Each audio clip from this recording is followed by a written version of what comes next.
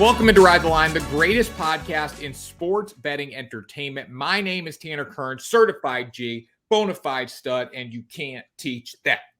In this right here, this is G Money Grant Mitchell. He is infuriated over last night's results in the Buccaneers versus Bills game, and you can't teach that.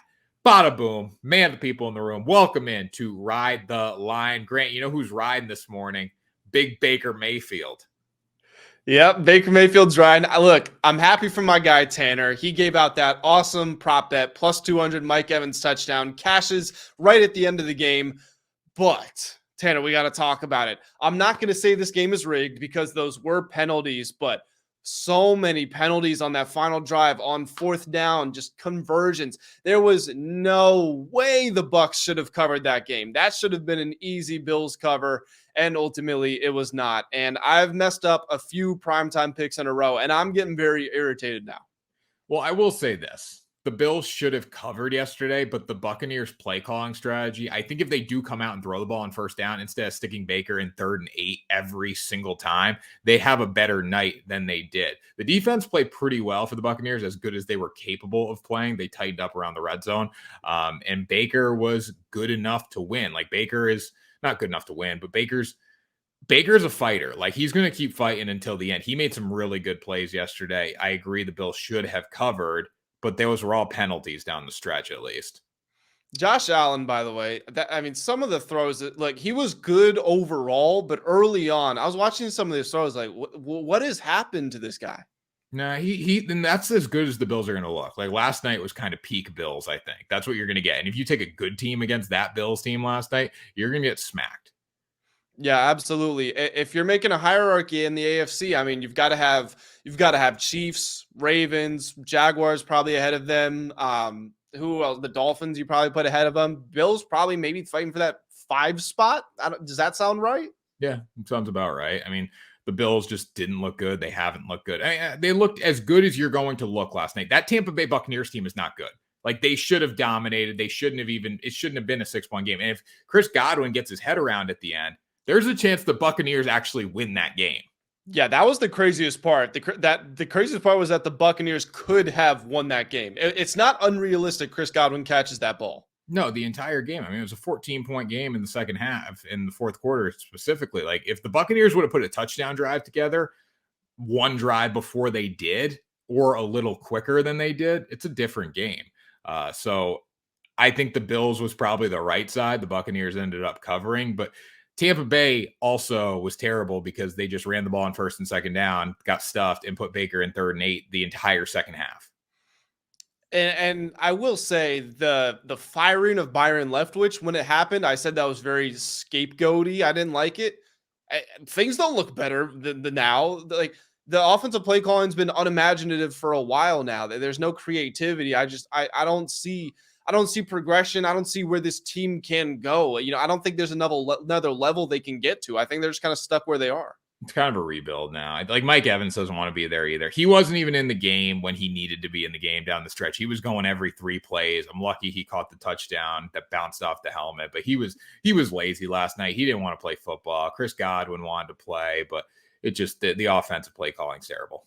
I know that the Chiefs don't usually do this, but I would like to see them put some capital into trading for Mike Evans. I think that can make a world of difference for them. That would make them dangerous. That would make them, because Travis Kelce's your only legitimate receiving threat there. Like, everyone else is good, but it's because they're focusing on Travis Kelce.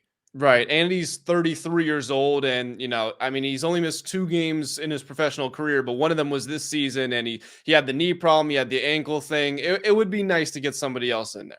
No, definitely. Mike Evans would make a huge difference for them. But anyways, that was Thursday Night Football. And we're breaking down the weekend NFL slate, plus a couple bonus picks for Friday night. Grant's got a banger that I tailed in the NBA, so a lot of pressure on him to hit. I got an MLB pick tonight, and then we got a couple NFL picks for the weekend. Before we get to that, make sure you smash the subscribe button, like, share, do it all. We're giving you guys winners. Mike Evans, anytime touchdown, plus 195. I'm giving that away for free on a show. So make sure you show up and smash that subscribe button. Grant, let's start with the Friday pick. So hit us with Wemby here. Oh, we're going with the bonus pick first. Okay, so yes, this is for all the NBA bettors out there. And for people that are looking to dive right into the action, this is the NFL show, but that's on Sunday. We want to talk Friday picks. My favorite one that Tanner has said that he is tailing, using a little bit of a profit boost on, shout out to FanDuel. It's Victor Wembanyama over 24 and a half points plus rebounds. Now, Wemby had 15 points, 5 rebounds in his NBA debut, but he only played 23 minutes, which, if you can do simple math, is less than 50% of the game. Now, part of that was because Greg Popovich is going to take it easy on him. It's a young kid and one who's very tall. Normally, tall people don't have long careers, so they want to ease him into the workload. But he did miss a lot of minutes in the fourth quarter because he was in foul trouble. He had 5 fouls. I think that he should be playing, about 28 to 30 minutes, maybe even more than that. So automatically, we should see an increase in his production if he avoids those silly fouls. Honestly, a lot of them were just kind of unnecessary, and the refs called him for some ticky-tack stuff too. So Wemby, stay out of foul trouble. You can stay in this game. You can get more points and rebounds. But just going down to the style of this game, the only reason the Spurs were able to make that charge late in the game against the Mavericks was because Wemby scored 9 points, I think, in 4 or 5 straight possessions. And then in the final 3 minutes of the game, he basically didn't touch the ball. They didn't really feature him in the offense, and the other Spurs players on the court didn't look for him. I think they're going to be watching film study saying, hey, we should get our best player on the team the basketball. That makes sense, especially when he's got the hot hand. So I think they will be looking for him more. And then most importantly, I mean, the rebounding aspect of this prop, I don't know if I want to bet it alone as a, I don't want to go just rebounds, but the combination of points and rebounds means if either one of them does well, this prop will most likely hit. And the Spurs are playing the Houston Rockets, who are just a terrible shooting team. I mean, you've got Fred VanVleet, Jalen Green, Dylan Brooks, Jabari Smith. That's a lot of bricks that are coming up. Those Rockets shot 40.5% from the floor in their opener. I don't expect that to improve very much. So again, Wemby's got an opportunity to score a lot, and he's got an opportunity to grab a lot of rebounds. So over 24 and a half rebounds plus points, that is my prop for today. What's the split going to be? Like 18 and 8?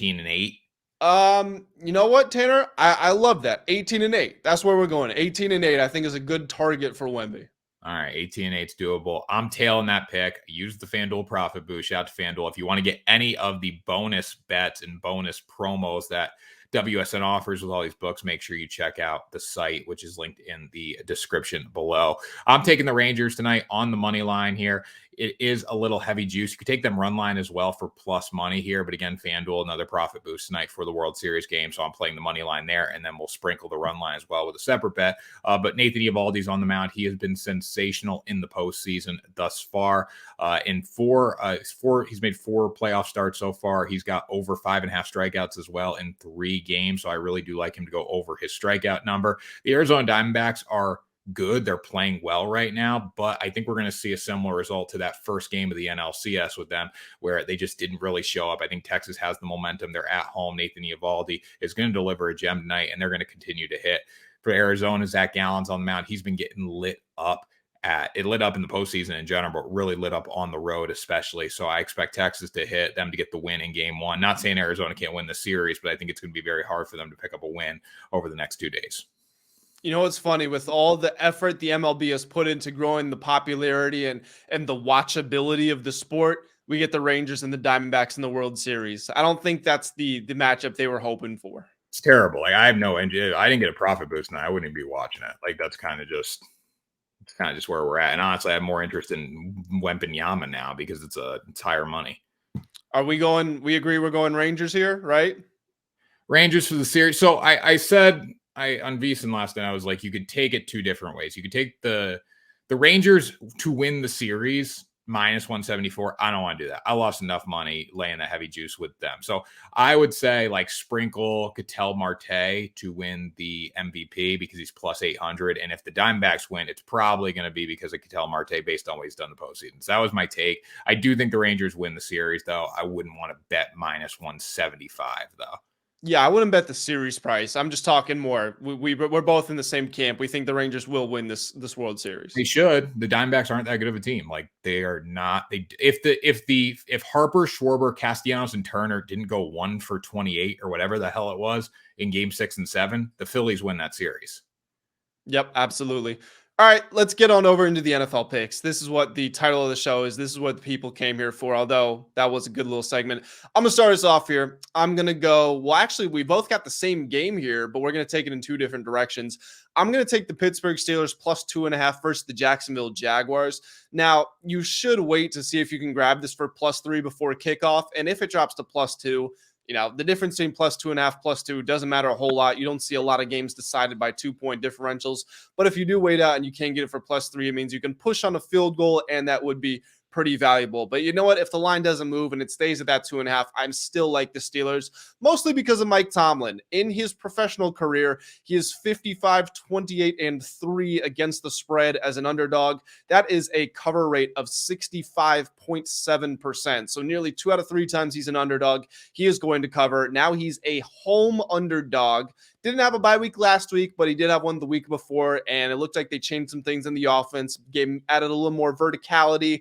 Kenny Pickett pushing the ball down the field a little bit more, so that's been good to see. We know that defense is absolutely incredible, and they are getting a Jaguars team that has won 4 games in a row, but the Jags aren't necessarily amazing at anything. They're 9th in scoring offense, 16th in scoring defense. They forced some turnovers, but they've also got some weaknesses. We talked about on the show how even though the running game scores, and we don't really look at Travis Etienne as like a dominant guy on the ground. Trevor Lawrence hasn't been money with the overs on his passing props.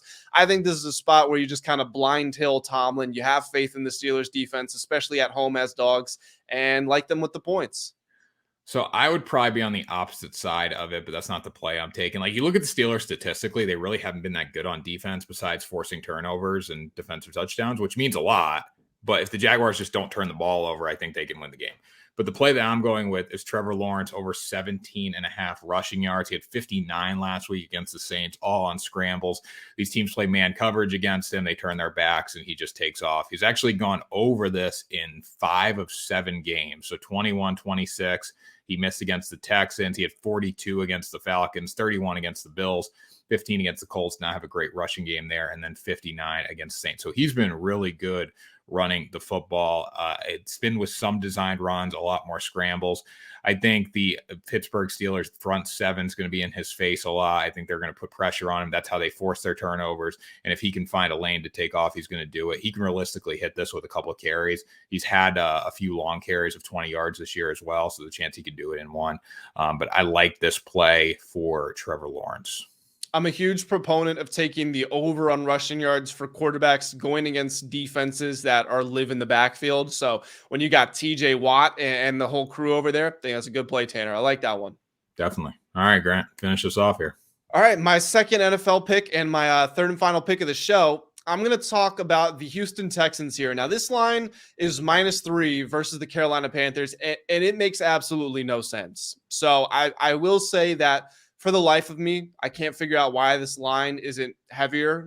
Texans -5.5, -6, something like that. I get they're on the road, sure, but the Panthers have not won a single game this season, and they haven't even covered the spread yet. They're 0-5-1 against the spread. You look at the Texans, they're 8th in scoring offense. They're 14th in scoring defense. I was just talking about the Jaguars being 9th and 16th. Well, they're 8th and 14th. So an even more impressive on paper season than what the Jags have done so far. That's what the statistics would say. DeMeco Ryans has completely reinvented this team. They play physically and fast on defense. The offense is explosive, but they can also pound the rock with Dameon Pierce and those guys in the backfield. This is actually a good team. The Texans are legitimately a good football team going against the worst team in the entire league. And again, I know the Panthers are at home, but there's no way this line should only be 3 points. So am I scared that this is a classic, the odds makers know something you don't and you're missing out on it? Yes, that does terrify me, but I can't not take the Texans here. So Texans -3, that's where I'm going. I like the Texans. I love CJ Stroud, definitely the best quarterback coming out of school last year. He's performed very well, and he's better than little Mickey Mouse Bryce Young. Okay, next pick, final pick. Last pick of the show. Last pick of the show. Good show today. Minnesota Vikings, money line versus the Green Bay Packers. You can take -1.5 too. It really doesn't matter. Whatever way you want to play it. I think the Vikings could win this game by a touchdown. Green Bay, very bad against the run. Very, very bad. 143 rushing yards allowed per game. I think Alexander Mattison has a pretty big day running the football. They work play action off that with Kirk Cousins. And the Vikings really haven't looked back since losing Justin Jefferson. They've been able to win football games. They beat the Bears on the 15th. They beat the Niners on the 23rd. That was a big win for them.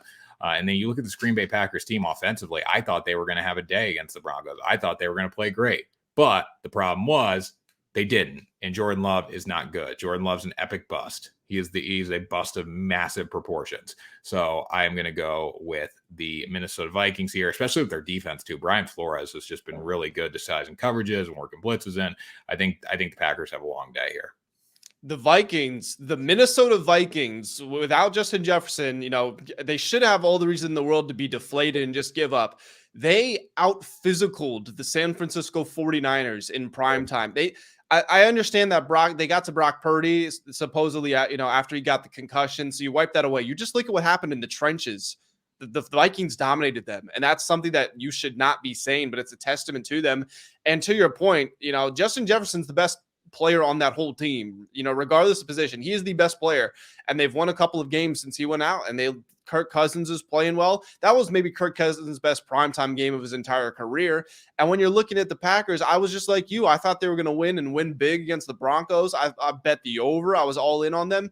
Jordan Love, in his last 4 games, has 4 touchdowns and 7 interceptions. He's completing less than 58% of his passes for the entire year. Those are bad college numbers. And I understand that this is his first year, even though he's been in the league for 4 seasons. But you've got to be better than that. And he started off good. That's the most frustrating part. He started off in the first 2 games, 6 touchdowns, no interceptions. Looks like maybe the Packers had done the right thing sitting him on the bench. Nope.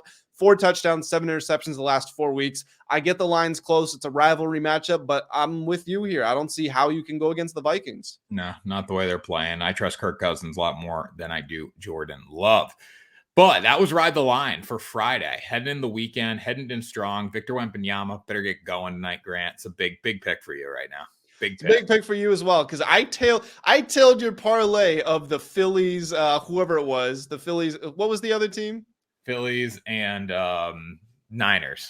Yeah, and they both lost. So it's a big night for both of us here because the last one didn't work out. Hey, well, that is the fact that went 0-2 is criminal. I mean, that's criminal. Yeah, Phillies. It is what it is, though. It's sports gambling. It's always a gamble. You got to be willing to take risks. Definitely, it's not. Hey, it's not. I mean, it's gambling.